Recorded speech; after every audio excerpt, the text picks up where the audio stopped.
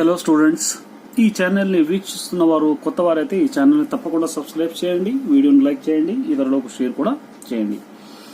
అయితే ఇవాళ మనము అభ్యాసం 11.2 చూద్దాం. ఇక్కడ ఎక్సర్సైజ్ 11.2. ఈ క్రింది వాటి విలువలను కనుగొనండి, క్రింది వాటిని గణించండి. Evaluate the following, find the values of the following and evaluate the following అంటే మనకు ఇక్కడ ఇవ్వబడింది.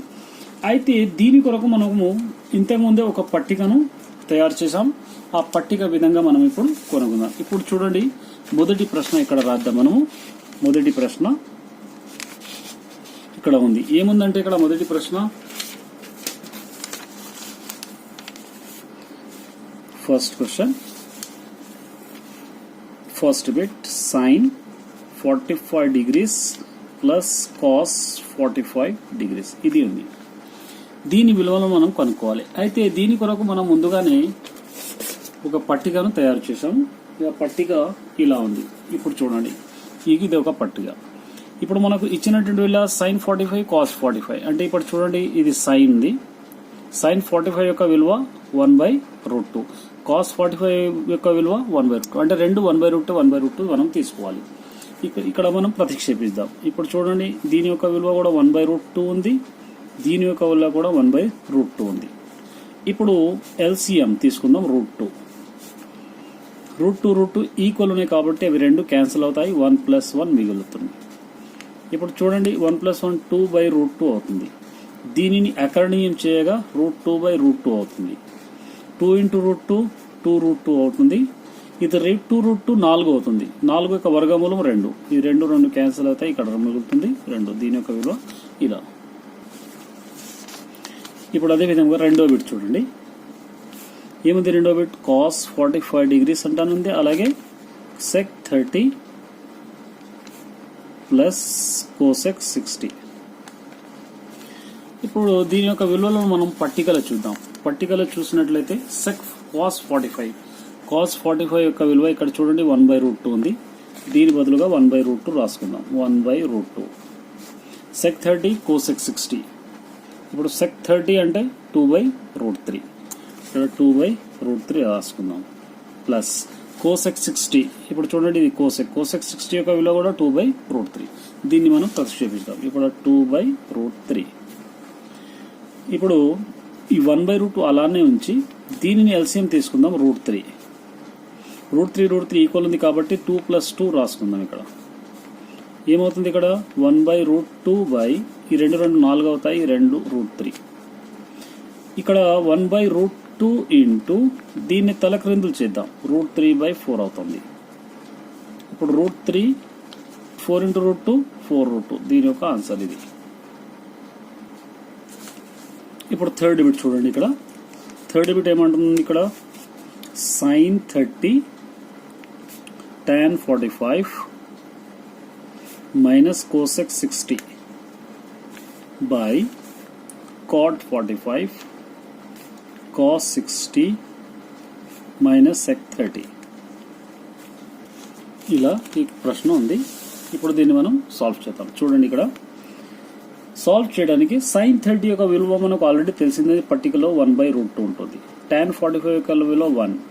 అదే కోసెక్ 60 ఇప్పుడే మనం రాసుకున్నాం, 2/√3 అంటూనే ఉంటుంది. cot 45 1. అదేవిధంగా కాస్ 60 మీరు చూసుకున్నట్లయితే 1/2 ఉంటుంది. సెక్ 30 మీరు చూసుకున్నట్లయితే 2/√3 ఉంటుంది. ఈ విలువలను మనం ప్రతిక్షేపించాం. ఇక్కడ ఒకటి ఎల్సిఎం తీసుకున్న తర్వాత 2 × √3 2√3 అవుతుంది. ఇప్పుడు దీన్ని భాగించాలి. చూడండి, √2 క్యాన్సిల్ అవుతుంది, √3 1 ఇక్కడ √3 మిగులుతుంది. 2√3 1 2√3 అవుతుంది. √3 క్యాన్సిల్ అయ్యి 2 మిగులుతుంది, 2 4.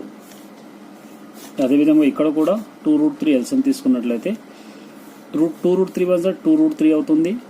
2 క్యాన్సిల్, √3 మిగులుతుంది. √3 క్యాన్సిల్, 2 4 అవుతుంది. ఇప్పుడు మీరు ఇక్కడ చూసుకున్నట్లయితే ఇది ఒకటి అనుకుందాం. ఒకటి √3లో 2 √3 కలిపినట్లయితే 3 √3 అవుతుంది, -4. అదేవిధంగా 2√3 బై ఇక్కడ 2 √3లో ఇంకో 1 √3 కలిపినట్లయితే 3√3 అవుతుంది, -4/2√3 అలానే పెట్టేద్దాం. దీని తర్వాత ఏం చేయండి మీరు, ఈ 3√3 -4/2√3 రాసుకున్న తర్వాత దీన్ని తలక్రిందులుగా మార్చండి. 2√3/3√3 -4 అవుతుంది. ఇవి రెండు సేమ్ ఉన్నాయి, క్యాన్సిల్ కాబట్టి దీని యొక్క ఆన్సర్ ఏముంటుంది, 1. ఇప్పుడు చూడండి ఫోర్త్ బిట్ తీసుకుందాం. 2 tan square 45 degree plus cos square 30 degrees minus sin square 60 degrees ఉంది. ఈ వాల్యూలను మనం ప్రతిక్షేపించాము. 2 tan 45 అంటే 1, cos 30 యొక్క విలువ మనకు తెలిసినదే 3/2 ఉంటుంది. అదేవిధంగా sin 60 యొక్క విలువ కూడా √3/2 ఉంటుంది. పైన స్క్వేర్ ఉంది కాబట్టి స్క్వేర్ రాసుకుందాం. ఇప్పుడు 1 1 1 2 1 2 అవుతుంది. స్క్వేర్ రూట్ క్యాన్సిల్ 3 2 4 అవుతుంది. స్క్వేర్ రూట్ క్యాన్సిల్ 3 2 4 అవుతుంది. ఇప్పుడు ఒకటి ఎల్సిఎం తీసుకున్నట్లయితే ఇది 4 అవుతుంది. ఎల్సిఎం 4 2 8, 4 4 క్యాన్సిల్ 1 మిగులుతుంది 3. అదేవిధంగా 4 4 క్యాన్సిల్ ఇక్కడ 1 మిగులుతుంది. ఇక్కడ ఏం రాసుకోవాలి, 3 అంటే మనం రాసుకుందాం. అయితే ఇక్కడ చూడండి, ఇక్కడ ప్లస్ ఉంది, ఇది ప్లస్, ఇది కూడా ప్లస్. ఇప్పుడు చూసుకున్నట్లయితే +3 -3 క్యాన్సిల్ అవుతుంది. 8/4 మిగులుతుంది. 4 ఇక్కడ 4 4 2 8. దీని యొక్క ఆన్సర్ ఏమవుతుంది, 2 అంటే రాసుకోవచ్చు. ఫిఫ్త్ బిట్ తీసుకున్నట్లయితే ఫిఫ్త్ బిట్ ఏమన్నా చూడండి, ఇక్కడ sec square θ 60 degrees, tan square 60 degrees, అదేవిధంగా sin square 30 degrees, cos square 30 degrees అంటే ఉంది.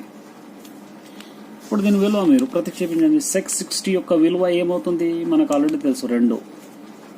tan 60 యొక్క విలువ మనకు తెలిసింది ఇదే. tan 60 యొక్క విలువ మీరు పర్టికులర్ని చూసుకున్నట్లయితే √3 ఉంటుంది స్క్వేర్. sin 30 యొక్క విలువ 1/2 ఉంటుంది స్క్వేర్. cos 30 యొక్క విలువ మీరు చూసుకున్నట్లయితే √3/2 అంటనే ఉంటుంది. పైన స్క్వేర్ రాసుకుందాం, ఇలా రాసుకుందాం. 2 2 4 అవుతుంది. స్క్వేర్ రూట్ క్యాన్సిల్ 3, అదేవిధంగా 1 1 1 2 2 4, స్క్వేర్ రూట్ క్యాన్సిల్ 3 అవుతుంది. ఇది 2 2 4 అవుతుంది. 4 - 3 1, ఇక్కడ ఎల్సిఎం 4 తీసుకున్నట్లయితే 1 + 3 మిగులుతుంది ఇక్కడ. ఇప్పుడు చూడండి 1/4 అవుతుంది, ఇది 4 అవుతుంది. ఇక్కడ 1 రాసి దీన్ని తలక్రిందు చేయండి. 1/4 × 1/4, 1/4 4 ఏమవుతుంది, 16. ఇలా మీరు రాసుకోవచ్చు.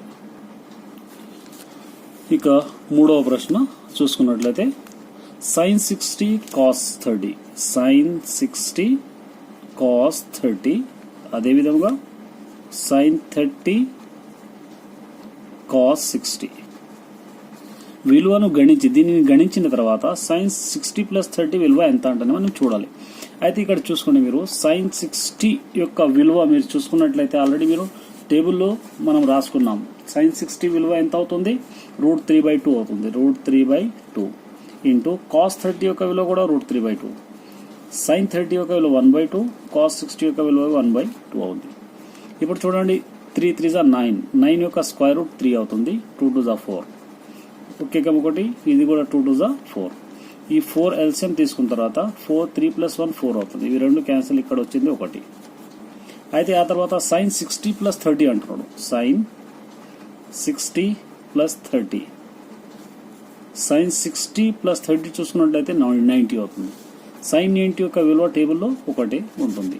అంటే దేర్ఫోర్ ఇవి రెండు సమానం. Left hand side is equal to right hand side అని మీరు రాసుకోవచ్చు. నాలుగవ ప్రశ్న కూడా అలాగనే ఉంది. చూడండి cos 60 + 30 ఇది ఇచ్చాడు. అంటే cos 90 degrees అవుతుంది. cos 90 యొక్క విలువ 0 ఉంది. cos 90 యొక్క విలువ 0. అయితే ఇప్పుడు ఇది చూద్దాం, మనం RHS చూద్దాం. RHS ఏమి ఇచ్చారు, cos 60 degrees, cos 30 degrees minus sin 60 degrees, sin 30 degrees ఇచ్చాడు. cos 60 యొక్క విలువ మీరు చూసుకున్నట్లయితే cos 60 టేబుల్ చూసుకున్నట్లయితే 1/2 ఉంటుంది. cos 30 యొక్క విలువ √3/2 ఉంటుంది. మైనస్ sin 60 యొక్క విలువ √3/2 ఉంటుంది. sin 30 యొక్క 1/2 ఉంటుంది. ఇది √3 మల్టిప్లై చేసినట్లయితే 2 2 4, √3 1 √3, 2 2 4. ఇప్పుడు చూడండి ఇవి రెండిట్లో మైనస్ చేస్తే వస్తుంది 0. కాబట్టి ఇవి రెండు సమానమే. Left hand side is equal to RHS అని మీరు రాసుకోవచ్చు. ఇప్పుడు 5వ ప్రశ్న చూడండి. క్యూ వద్ద లంబకోణం కలిగిన ట్రయాంగిల్ PQR అంటే ఒక ట్రయాంగిల్ తీసుకోవాలి మనం. ఇది ఒక ట్రయాంగిల్ ఉంది, దీన్ని మనం PQR అంటే క్యూ వద్ద అది లంబకోణ ట్రయాంగిల్, లంబకోణం కలిగిన ఒక ట్రయాంగిల్ ఉంది, త్రిభుజం ఉంది. PQ is equal to R centimetre, ఇది PQ 6 సెంటీమీటర్స్ ఉంది. యాంగిల్ RPQ ఎంత అవుతుంది? ఇది 60 డిగ్రీస్, ఇక్కడ రాసుకుందాం 60 డిగ్రీస్. అయినా QR మరియు PR విలువ కనుక్కోండి. ఈ రెండు విలువలను మనం కనుక్కోవాలి. అయితే ఇది యాంగిల్ అయినప్పుడు దీని యొక్క ఆపోజిట్ సైడ్ ఇది అవుతుంది, ఇది మనం ఎదుటి భుజం అవుతుంది, మనం తెలిసింది. ఇది అయితే ఎదుటి భుజం ఇది రాయొచ్చు, ఇక్కడ యాంగిల్ అయితే దీని ఎదుటి భుజం ఇది రాయొచ్చు. అయితే ఇక్కడ ఇవ్వబడింది ఏమంటే ఇవ్వబడినది ఏమంది? ఇక్కడ ట్రయాంగిల్ PQR ఇవ్వబడినది. కాబట్టి ఇది tan రాసుకుందాం. tan అయితే ఏమవుతుంది? ఇక్కడ tan తీసుకున్నప్పుడు ఇది QR opposite by adjacent side అవుతుంది. దీని యొక్క అపోజిట్ సైడ్ ఇది అపోజిట్ బై అడ్జసెంట్ సైడ్ అంటే ఎదుటి భుజం బై ఆసన్న భుజము అవుతుంది. అయితే tan 60 డిగ్రీస్ రాసుకున్నప్పుడు ఏమవుతుంది? అపోజిట్ సైడ్ అంటే QR బై ఇది PQ అవుతుంది. tan 60 యొక్క విలువ మీరు √3 టేబుల్ నుంచి తీసుకోవాలి. QR అలానే పెట్టి PQ ఇచ్చాడు కాబట్టి 6 తీసుకుందాం. అలానే ఇప్పుడు QR is equal to cross అడ్డగుణకరణం చేసినట్లయితే 6√3 అవుతుంది. అయితే PQR ఈజ్ రైట్ యాంగిల్, ఇది లంబకోణ త్రిభుజము.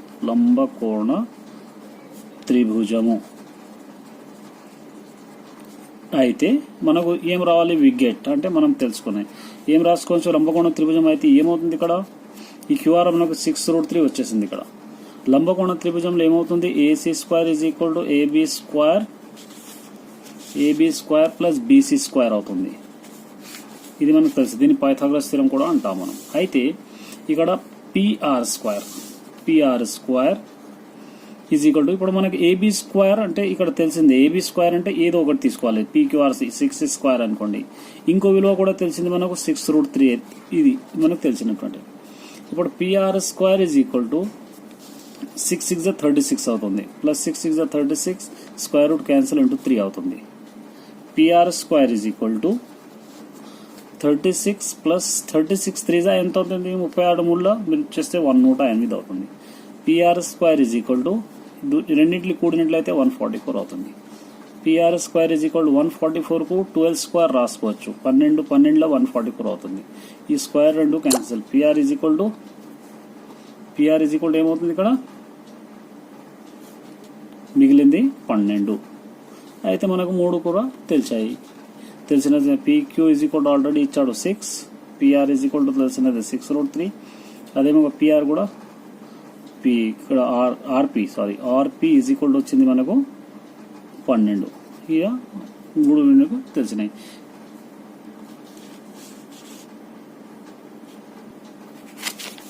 ఆరవ ప్రశ్న చూడండి. Y వద్ద లంబకోణం కలిగిన triangle XYZ, YZ is equal to X మరియు ZX is equal to 2X అయితే యాంగిల్ XYZ యాంగిల్ YZ విలువను నిర్ణయించాలి. చాలా important question, very important question ఇది. దీన్ని బాగా ప్రాక్టీస్ చేసుకొని వెళ్ళాలి. అయితే ఇప్పుడు మనకు తెలిసిన విషయం ఏమిటంటే ఇది ఒక ట్రయాంగిల్ అనుకోండి, ఇది ఒక ట్రయాంగిల్. ఇక్కడ మనకు ఇచ్చాడు XYZ ఇచ్చాడు, తర్వాత ఈ X ఉంది, ఇక్కడ 2X ఉంది, ఈ రెండు కూడా మనకు ఇచ్చాడు. అదేవిధంగా సపోజ్ లెట్ తీసుకుందాం యాంగిల్ XYZ అనుకోండి, యాంగిల్ XYZ ఇది మీరు తీసుకున్నట్లయితే ఏమవుతుంది? ఇక్కడ tan θ దీన్ని θ అనుకుందాం, tan θ ఈజ్ ఈక్వల్ టు ఏమవుతుంది? YZ బై XZ అవుతుంది. అదేవిధంగా θ ఈజ్ ఈక్వల్ టు YZ అంటే X ఇచ్చాడు, ఇక్కడ 2X ఇచ్చాడు, ఇవి రెండు క్యాన్సిల్ అవుతాయి. θ ఈజ్ ఈక్వల్ టు 1/2 అంటే tan θ ఈజ్ ఈక్వల్ టు 1/2 అవుతుంది. θ ఈజ్ ఈక్వల్ టు 30 డిగ్రీస్ అవుతాయి. ఇలా మీరు చేసుకోవచ్చు దీన్ని.